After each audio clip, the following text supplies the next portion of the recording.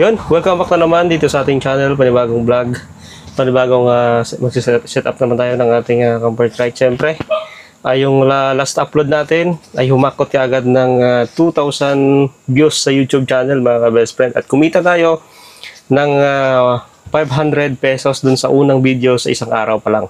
Ayun, thank you sa support niyo guys at sa mga nag-subscribe din sa ating channel. Ayun, sa vlog na ito ay set up natin itong ating ilaw, and mamaya mag-shoutout tayo sa mga nag-comments doon na nagpapa-shoutout sa ating YouTube channel. Ayun mga best friend, ilipat natin itong ilaw natin. So ito yung ating pano.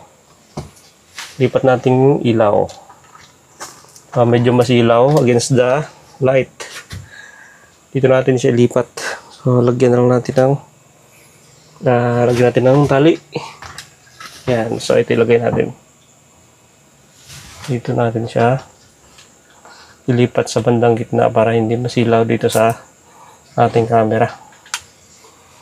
Yun, okay na mga ka-best friend.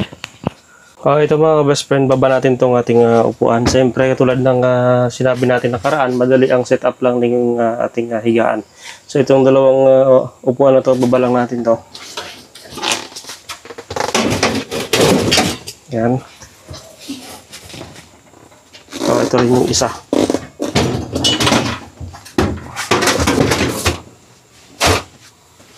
Yun, madali ang setup lang.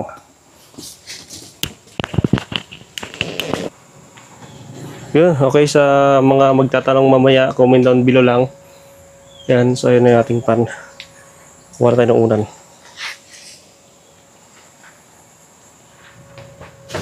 Yun. So yung mga nakaraang araw ay sinubukan natin to sa dalawang bata, na isang maliit 10 years old and 5 years old. Yung kasya ba sila dito sa loob nitong trike, at yun nakita natin na kasyang-kasya dito mga ka-best friend, at napakaluwang. So kasya dito yung ang isa pang matutulog, kasya rin dito isa pang matutulog. So yun, ganito kalawak itong trike na ito mga ka-best friend. So yun, subukan natin na migana. Siyempre papahinga rin tayo mamaya mga ka-best friend. Yun, higa tayo guys na. So, kasyang-kasya yun dito. Napaka luwang nitong trike na to. Yun, okay na okay guys. Napakaganda. At talagang safe ka naman talaga dito. So pag ganito yung tatulugan mo pagka gabi, ay kailangan mo rin dito ng siguro mas maganda pag merong exhaust fan ka or ganitong klase ng pan para hindi gaano mainit. So sabi ni sir nga ay mainit ito pagka kulob o pagka wala kang pan. So tama naman si sir, mainit nga, pero pagka may pan ka, mawala naman yung init dito. Tulad dito meron tayong solar. Yan, mas madali tayong makapagkabit o makapag-input ng mga gadgets or fan pagka meron tayo nitong solar controller at inverter, no? So yun, so yan, tuwid yung paa natin dito mga best friend. Okay na okay naman. Eto mga ka-best friend, papakita ko sa inyo yung situation pagka tayo ay matutulog dito. So yung paa natin sakto lang dun sa pintuan, yan o. Hindi yan lumalagpas, sakto lang yan. Tuwid yung paa natin. And syempre yung ulo natin sakto lang dito sa ating hindi naman tayo bubunggo. So mga 5 feet kasi dito. Pero pag ikaw ay mga nasa 6 feet na, ay syempre lalagpas nga doon yung paa mo, lalagpas na doon sa pintuan, no? So ang iba, ginagawa nila ng extension itong trike nila.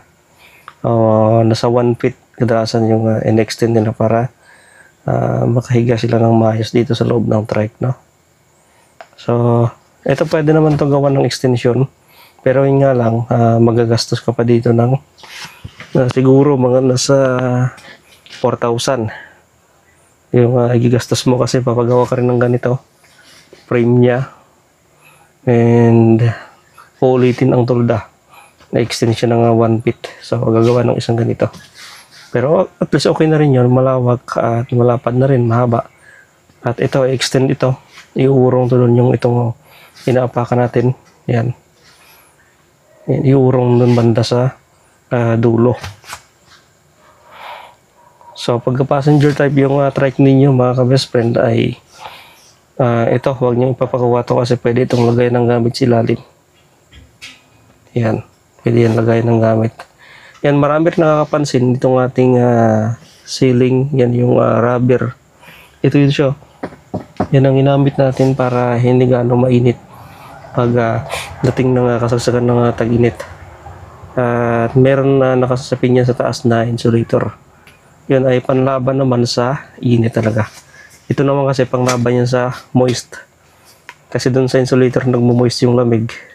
Pumapatak yung lamig dito sa loob. Pero nilagyan ko ng rubber, wala na. Wala yung moist niya. So yun mga ka-best friend. Ito kasi mga ka-best friend, yung sigaan natin, makapal na to na foam.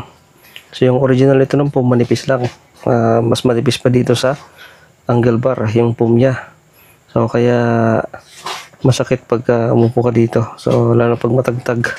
So ito naman kasi pinagawan ko ng bagong foam. So gumastos ako dito ng 1,000 bawat isang upuan.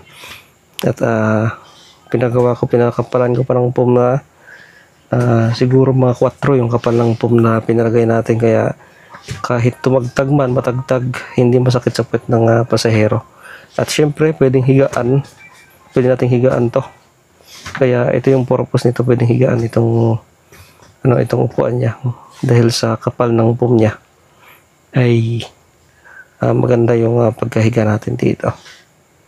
Ayun guys, no. Yung sandalan natin, wala tayong binago dyan. Same pa rin naman. Okay naman yung foam niya. Para lang siyang yung foam na nilagay dito, yung parang yung bubble wrap lang. Yan. Pero okay na rin. Hindi rin masakit sa likod at hindi rin sa kabal pag ganito kanipis. Ito lang importante, yung upuan na kailangan ay makapal. Yun, isa sa kagandahan dito, pagka matulog ka dito, hindi ka ng lamok gawa ng sarado yung dito. So hindi ka papasukin ng lamok, safe ka sa lamok dito guys. So, yung dito naman, buksan mo na ng konti yung dito sa taas. Hindi na rin basta-basta makapasok ng lamok dyan. Yun. So, ayun yung ating solar setup. Andun pa yung inverter sa loob, hindi ko pa kinabit. So, meron yan na output ng 20 volts, kaya pwede mag-charge ng cellphone, camera, at pwede rin mag-ilaw ng ganito. So, yung ilaw natin na ginamit ay 12 volts lang yan. Para lang talaga yan sa pang camping. 12 volts lang. And ayun, ito yung ating battery. Battery ng pang kotse, pang 4 wheels yung ginamit natin. Kaya napakalakas yan guys, no? Di basta-basta malulubat. Ang tagal malubat nitong battery. Ayun. Ito mga ka-best friend, mag-shoutout tayo ngayon sa mga nagko-comment sa ating mga videos isa-isa. Ayun, at sabi ni Sir dito sa kanyang comment nung nakaraang vlogs upload natin, ay sabi niya, galing ang lawak talaga niyan ng Lucy Chariot series. So yun, si Idol Long Ranger nag-comment, no? So yun, mega love shout out kay Long Ranger. Ito rin, mega love shout out din kay Sir Antonio Madulid Jr. Yun, thank you. Sabi niya, di dyan safe boss, mas safe sa mga sementadong lugar, lalo na pag matibay. Sabi niya, lalo na pag matibay ang mga biga at poste. So tama yan sinasabi ni Sir, na mas matibay nga naman pagka pumuesto ka sa mga sementadong lugar. Yun, at yun, mega love shout out din kay Sir Jewel Di Pasupil. Yan, Sir Jewel, mega love shout out sa iyo Sir. Sabi niya, di ka makatulog dyan, sigurado grabing init dyan sa loob. Hindi naman Sir, sakto lang naman, basta may pan ka lang ay pwede kang makatulog dito sa loob. At sabi ni Sir, mega love shout out din kay Sir Ricky Biliasor. Yan, Si Sir Ricky Blizzard, ideal for camping or like out or of town, meron ka na tulugan. Yan, tama sir. Kahit saan naman pwedeng kumisto itong trek na to dahil pag sa parking space ay medyo makitid. Pwede naman siya. Sakto naman yung laki niya pang pwesto sa mga gilid-gilid. Yan, si Sir Jesmar Balaw. So, yan, si Sir Jesmar Balaw. May love shout out sa iyo, sir. Sabi niya, ganda idol, sabi niya. Yan, shout out po kay Jesmar Balaw. Then, may love shout out din kay Sir Harold Paul Oliver. Yan, may love shout out, sir. Sabi niya, nice idea, boss, sabi niya. Okay, next shout out natin. Sabi ni Sir Florante Bandol, huwag mong maliitin ang inang kalikasan, bakit ang ngayon niyang pinagmamayabang mo. So okay naman sinasabi ni Sir, kapag sobrang lakas na talaga ng hangin ay pwede itong gumanon, tumba. Pero syempre, may isip naman tayo, pwede naman tayo pumisto dun sa hindi gaanong kalakasan yung hangin. Marami namang lugar na pwede pagpistuhan. Yan, mega love shout out kay Sir Florante. Okay, next, mega live shout out kay YKTB Metal Woodwork. Yan, mega live shout out sa iyo, sir. Saan po nagpagawa ng cover, sabi niya. So, nagpagawa po ng cover, sir, metal wood. Siguro gumagawa ito ng mga metal, kasi metal wood yung pangalan niya. Nagpagawa po ako nito doon sa upholstery na trusted dito sa amin sa Tuguegarao. So, halagang 5,000, ganito na. Ikaw mag-design na ito. Gilid, ikaw po mag-design yan. Yan, so, yan, mega live shout out kay Sir Metal Wood. Metal Woodwork. So, next, mega live shout out kay Yolanda Aguas. So, yun, sabi niya, ang ganda ng trike mo, friend. Bagong subscriber, pwede kubak. Thank you so much. Yun, thank you kay Sir, kay Ma'am Yolanda.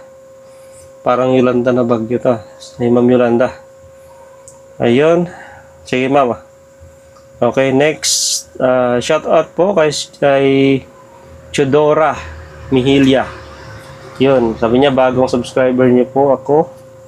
Ganda ka, best friend. Magkano ang halaga ng ganyan? So, aabot lang po ito ng 117k sa cash and down payment mo kung monthly ka, down payment ka lang ng 10,000 and pag-monthly ka lang ng 4,500 o 4,600 mga ka-best friend. Ayun. Okay, baka may mga comment pa dito. Sabi ni Sir Ma'am Chodora. Sabi niya, salamat po, mabilis na response. Ayan, thank you. Thank you po. Okay, next sa next video tayo magbasa ng comment dahil mas maraming comments dito. So, ayan. Magbasa tayo dito. Okay. Dito sa mga comments sa ibang mga video natin katulad ng Karusa, may nagtatanong kanina sa atin si Sir